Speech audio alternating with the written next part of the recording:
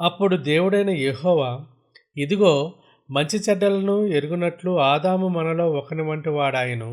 కాబట్టి అతడు ఒకవేళ తన చెయ్యి చాచి జీవవృక్ష ఫలమును కూడా తీసుకొని తిని నిరంతరము జీవించునేమో అని ఇక్కడ దేవుని ఆలోచనను మనము గమనించాలి.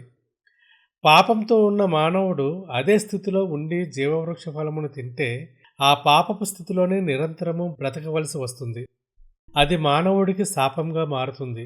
దేవుడు మానవుడికి ఆ శాపం నుండి కాపాడటానికి పాపంలోనే మనిషి నిత్యం బ్రతకకూడదనే ఉద్దేశంతోనే ఈ విధంగా చేశాడు. నేడు మన జీవితాల్లో కూడా దేవుడు కొన్ని మార్గాలను మూసివేస్తున్నాడేమో అని బాధపడుతున్నామా? బహుశా ఆయన మిమ్మల్ని ఒక చెడు సహవాసం నుండి, ఒక పాపపు అలవాటు నుండి, లేదా మీ ఆత్మకు హాని చేసే ఒక స్థలం నుండి దూరంగా ఉంచుతున్నాడేమో గమనించండి.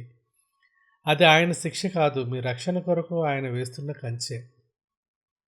ఆదికాండము 3వ అధ్యాయము 23వ వచనం. దేవుడైన యెహోవా అతడు ఏ నేల నుండి తీయబడినో దాన్ని సేద్యపరచుట ఏదైనా తోటలో నుండి అతన్ని పంపివేశెను. ఏదైనా తోట అంటే సుఖ సంతోషాల స్థలం.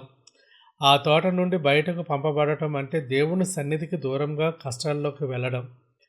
పాపం ఎప్పుడూ మనల్ని దేవుని సన్నిధి నుండి దూరం చేస్తుంది. మీరు దేవుని సన్నిధిని కోల్పోయారా? మీ కుటుంబంలో ఆనందం మాయమై నిరంతరం శ్రమ, కష్టాలే మిగిలాయా? దేవుని వైపు తిరిగి ఆయన సన్నిధిని వెతకడం మాత్రమే ఏకైక పరిష్కారం.